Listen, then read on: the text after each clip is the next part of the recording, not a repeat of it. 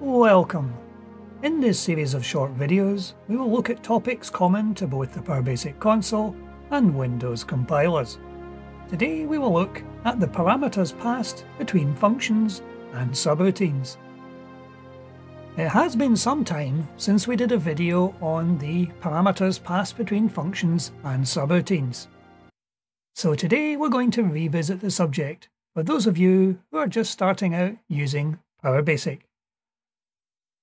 Both the console compiler and the Windows compiler can be used with the source code for this project.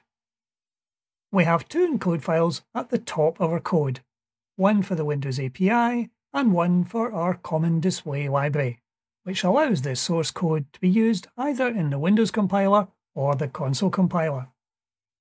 The first function in your application that gets executed is the pbmain function, and in this function you can include code and call other functions and subroutines. We're going to start this demonstration by calling a function called processCount by reference. We're passing a parameter to this function called count. We have declared the count as a long, and we're using a for next loop to count between 1 and 5. So this function will be called 5 times. So here is our new function, processCount by ref. In the brackets we have the parameter list, in this case just a single parameter, called count, which has been defined as a long. This is preceded by the word by ref, to indicate that this parameter is being passed by reference. This is a reference to where the information is stored. PowerBasic by default passes parameters by reference. So if we had no mention of the word by ref, it would still be passed by reference. Within this function, we're declaring a local variable called value, also as a long. And we're populating that local variable with the value of the parameter passed in, count, and we're adding 1 to it, and we're printing the value out to our log. If we try running the application now, we will see the values put out to our log are 2, 3, 4, 5, and 6. This is because every time we call this function, we're taking the values 1 through 5 and adding a 1 to it, giving us the values 2 through 6. So we have successfully passed a parameter from one function to another. One thing to note when you're calling functions is that the value you're passing in here, which is called count, which is the variable, we could have this called something entirely different. If we called this new count and changed the other references to that, the application would work just as well. The reason for this is that you're passing a parameter by reference. Therefore, the name of the parameter from this point of view is irrelevant. It's the same value. We can prove this quite easily by adding an extra line of code to our function. If we place an increment command in as the bottom line of this function, which would increment the long new count. As this value being passed in is being passed in by reference, then if you increase this by 1, then this would be passed back to the calling function. So if we run the application once more, we will see the values we get out are quite different. This is because each time we pass through this function, we are incrementing the count variable. And this is being passed back to the calling function. So this is something to be wary of when you're passing variables from one function to another, or from one function to a subroutine. If they're passed by reference, then any change made to that variable within the subroutine or function will be reflected in the calling routine. If you wish not to pass them by reference, you can pass it by val. That's by value. This way the actual value of the variable is passed and not the pointer to where it sits in memory. If we change our code to call this function and run the code now, you will see the values return to as they were before, as any change made to this variable is not reflected back to the calling function. Normally, you will pass parameters by reference as it is more efficient. PowerBasic will allow you to pass up to 32 parameters between functions and subroutines. So let's say we wanted to pass a parameter to a subroutine as opposed to a function. How would we do that? We can call a subroutine by using the word call followed by the name of the subroutine and its parameters. The command word call is optional. If we omitted call and just put the name of the subroutine in, it would still function perfectly well. Our subroutine would look like this. It would start with the word sub, followed by the subroutine name, and then the list of parameters. The main difference between a function and a subroutine is that a function will return a value. As we see here, the function has declared that it's going to return a long number. The difference between a function and a subroutine is that a function can return a value. Functions are very useful as you can embed them in your code. Subroutines, on the other hand, do not return values. If we try running that now, we will see our subroutine is returning this value here, 6, which was the last value of the count variable. As with functions, if the parameter passed is not defined as by val or by ref, it will always be passed as by reference. To demonstrate using your function within your code, we're going to call a new function to determine whether a value is odd or even. First of all, we will set up a variable which we're going to test, and we're setting the value of this variable to the value 9. And we're going to test the value coming back from this function. Is it true or is it false? PowerBasic has an isTrue command word, which tests the value returned from this function. And we're passing our parameter, value, to the function. And then we can determine what to do based on the return from this function. It's always an advantage to name your functions for the purpose they perform. In this case, is value even? If that returns true, then the value is even. If it returns false, then the value is false. This makes your code much easier to read and understand. So let's now create this new function. So here is our new function, is value even, passing the single parameter of value defined as a long. And our return from this function is also defined as a long. And we're using the modulus command to take the value, divide it by 2, and if the remainder from that division is 0, then the value is divisible by 2, therefore the value is even. So we'll return true to the function calling this function. Otherwise, there is some remainder and we'll return the value false. So if we run that code now, it will tell us that the number 9 is odd. If we change that to an even number, so for example 12, and run the code again, it will tell us the value is even. So we've passed a variable to a function and returned a value which is either true or false. Another thing you can do with parameters is make one or more of the parameters optional. Say for example, we declared another value variable called special value, and we've populated that variable with the value 13. We're now calling the isValueEven function, passing it 2 parameters. As soon as you do this, if we make no change to the function isValueEven, then the program will no longer compile, as you're attempting to call a function with 2 parameters and the function only has declarations for 1 parameter. Therefore, it will not compile. So what you can do to the function to allow it to accept either 1 or 2 parameters is to put the word optional before the second parameter. If you're passing, say for example, 5 parameters to a function, then every parameter after the first declaration of optional will be optional.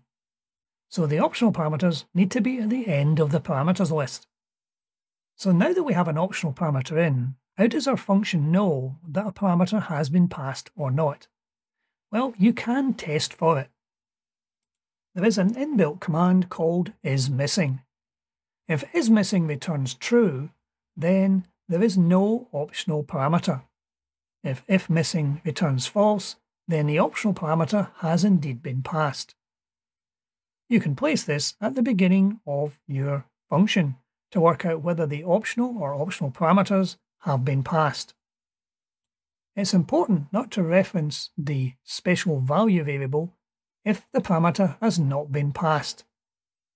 Using this construct allows you to set your code to handle missing parameters. If the parameter is missing, then you should have no reference to the named parameter, for example, special value. If the parameter is not missing, then you can reference the value. And if you're going to use this further on in the code, you can populate a locally declared variable with that value. So if we try running the application now, it will print out that the optional parameter equals 13. If we change it so there is no optional parameter, the code will still compile and run, and it will tell us that there is no optional parameter. So using optional parameters gives you a great deal of flexibility within your function. So what happens if we want to pass more information than just numbers? Let's declare a user-defined type. We've now declared a user-defined type called UDT_car, and it has 4 elements: make, model, type, and color. Each of these is set up as a 20-character string. Within a user-defined type, all the strings are not dynamic. They have to be fixed length. So it's important to set them up to be large enough for the data you're going to be populating it with. We can now declare a local variable as that user-defined type. So our local variable is called uCar, and it's been declared as a UDT_car, which is the type we declared a moment ago. You can then populate that by the construct of uCar dot and then the element name. I'm using the prefix command here to save a little bit of typing and to make the code look a little easier to read. The prefix command takes the string which appears immediately after it and adds it to the beginning of each line of code that follows until we get to n prefix. This saves you, in some cases, a great deal of typing and makes the code look nice and tidy. So now that we've populated this user-defined type, how do we pass that to a function? Actually, quite simply, as we would pass any other variable, just by mentioning it in the list within the brackets. So let's create this new showCarDetails function. So as you will see in the parameters list, we've declared a local variable, in this case uCar, as the UDT_car type, in the same way as you would declare any other variable passed on the parameters list. So all we're doing within this function is we're displaying the details of the car out to our log by printing out the local name uCar dot, then the element name, in this case the string make, followed by a carriage return line feed, so that each element of this user-defined type is printed out on a separate line. So if we try running that code now, we will see we get the Ford, Capri, Electric, Silver printed out to our log. So we've successfully passed a user-defined type from one function to another. However, we can go further with this. What if we had multiple car details to pass to our function? We can set up an array of user-defined types. So we're dimensioning an array as UDT_car, and the number of elements we have specified as 2. So we can step through a little for next loop to populate this information. So we're doing between 1 and 2, and we're using the prefix, which is the name of the user-defined type, and in brackets the element number, and then the details of the car, the make, the model, the type, and the colour. And we're adding on the number to the end of the word, just so we can distinguish which is number 1 and which is number 2. As it is an array, we need to put the 2 brackets at the end of the variable name, as in A, U, cars, open, then close brackets. This tells PowerBasic that we're passing an array by reference. So in our function to actually display these to the user, we're calling the function showAllCarDetails. The array is defined as A, U, cars, open and close bracket.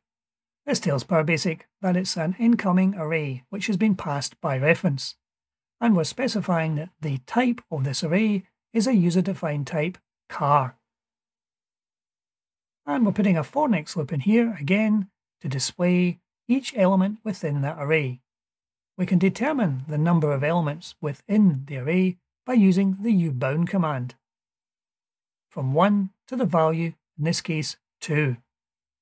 And we're printing the details out to the log using ucars and then within brackets the element number, followed by the type from the user-defined type, as in make, model, type and color.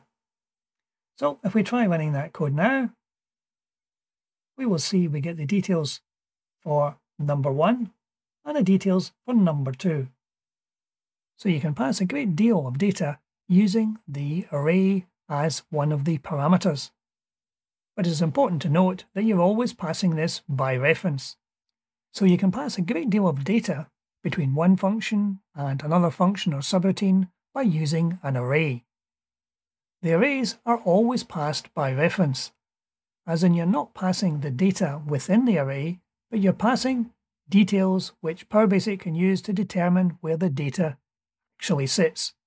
Any change made to data within the array will of course be reflected in the calling routine, as they're both pointing at the same place, even if the name you're using in the parameters list is different.